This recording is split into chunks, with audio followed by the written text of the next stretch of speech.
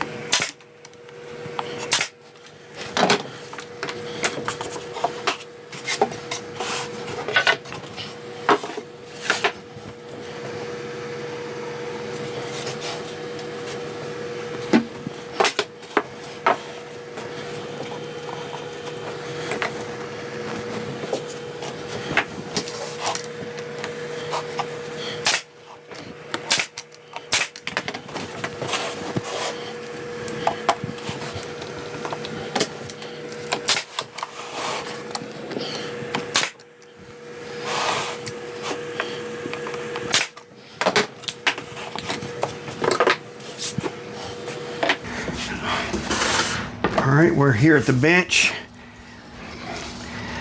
This doesn't sit all the way down, so I guess I could do it like this, couldn't I?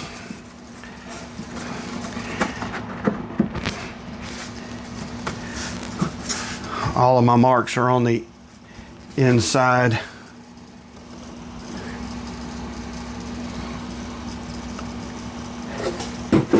All right, so let's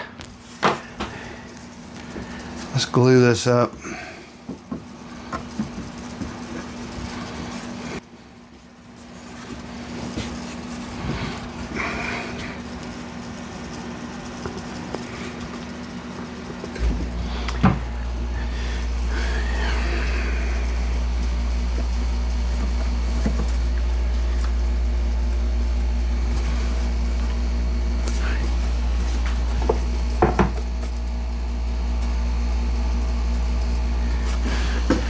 I'm just triple checking to make sure that I don't glue this up backwards, because I will.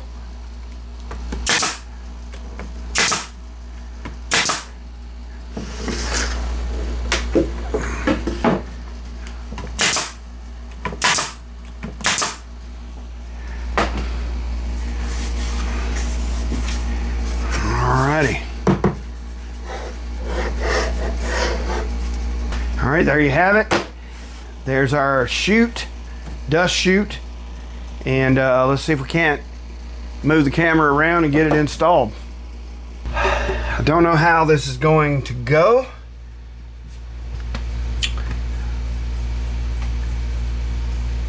I've bent conduit in the past as an electrician and then realized that the one piece that I bent, I couldn't get it in there and had to cut it. But I think once I get it in here, I can raise this back up and get it to slide on.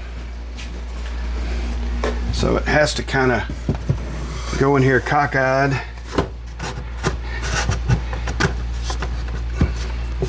See, it's hitting the pipe. So I'm going to take the sleeve off.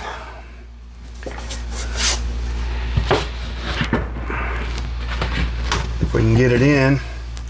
Now I can lift this. I'll go underneath and lift this up and put the sleeve back on there.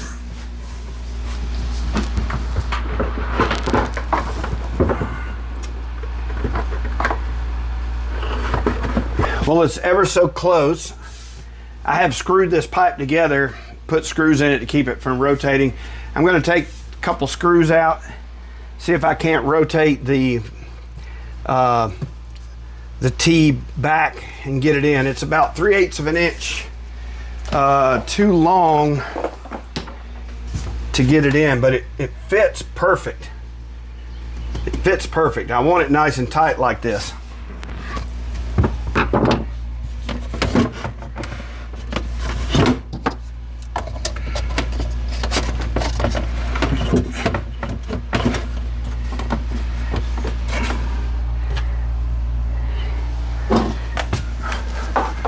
Alrighty, that worked. And that is perfect. So my plan was to attach this, was to put a couple screws here and then possibly a couple back here, but I think I'll leave those off. Like I said, I'm going to put a piece of plywood here so that it will catch everything and run it down. I may actually, we'll get the saw back over here. I'm going to do this later to see exactly how this needs to be done and how efficient we could make this. So if it comes up at an angle, it just needs to be out of the way with the saw swinging back and forth. But I like that. That was really good. I do have a couple gaps. I'm gonna actually just glue in a piece of trim over that, and it really just needs, it's not losing vacuum, it just needs to flow into the cup. I don't think that's going to be a problem. I just want to keep this dust from falling in underneath the onto the floor. All right, I got that screw back in the piping underneath. I really like these screws. They have a big head on them, and they have a point. You can get them up to like a 2-inch length, and they're just really good for something like this.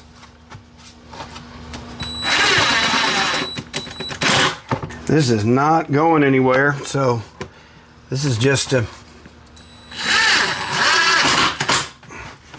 ensure that it stays. All right, you can see the gate open underneath there. Okay, you can see now this is where the course the saw goes and where this is located.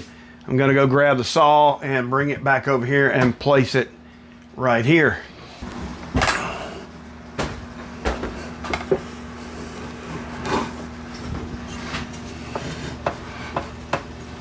All right, I'm gonna put some bolts back in here. Probably just temporarily.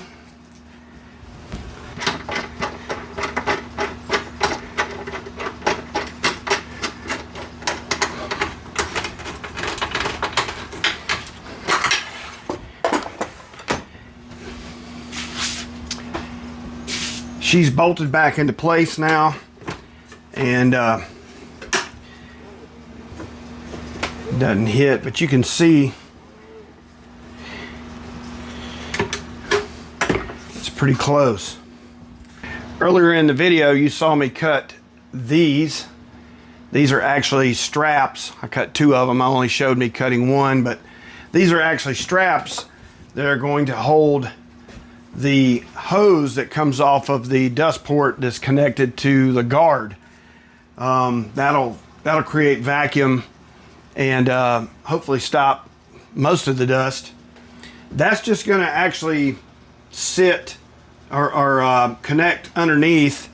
I've got to figure out how to connect that in, but right to begin with, it's just going to hang right here in the this trough that we just built, and maybe stick it down in that opening high enough that it doesn't impede the operation of the gate.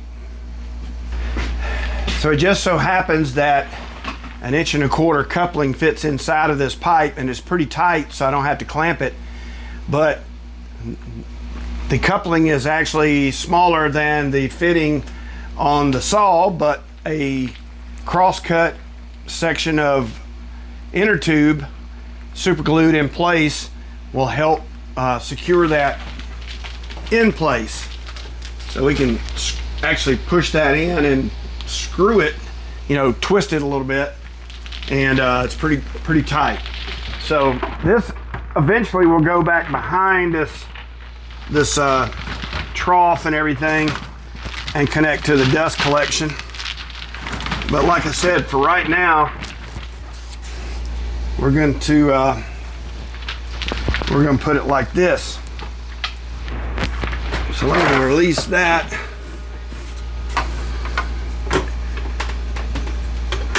This is going to have enough swing for this. That looks pretty good. So I'm going to strap that now.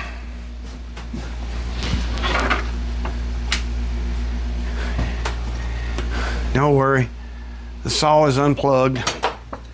I'm sure the safety team is out there watching. So that's what this is going to be for, is this back here like that. If you can see that, put a couple screws in that into the OSB to hold that. I'll have to do this gingerly because I'm pretty sure this pine will just split.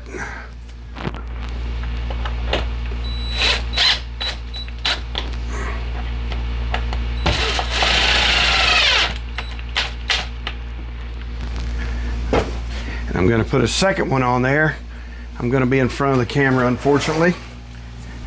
Alrighty, so there's 2 clamps there, with this pulled all the way out, all the way in that orientation, all the way in this orientation. The hose is fine. And then of course,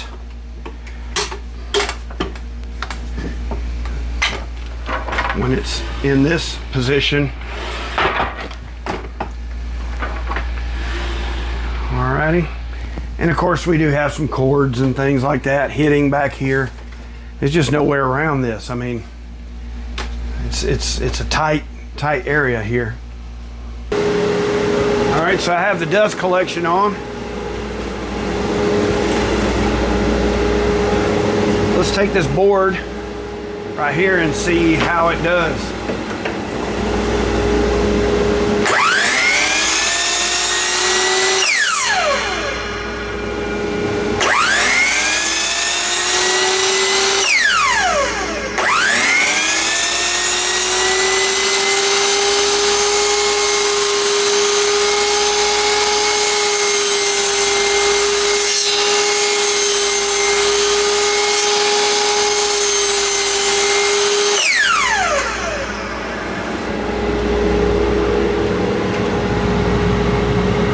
That's not too bad, actually.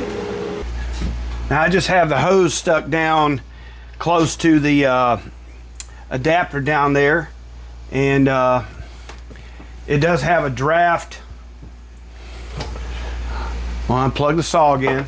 It does have a draft that's pulling up through this part that is actually the dust collection. But I noticed when I'm sawing, there's a lot of dust that's actually hitting right here. It shoots off the blade and hits right here. So my thought process with the ductwork, basically, or the trough back there, is that sawdust would build up, and to clean that up, all you need to do is get your air hose out, turn on the dust collection, and just kind of blow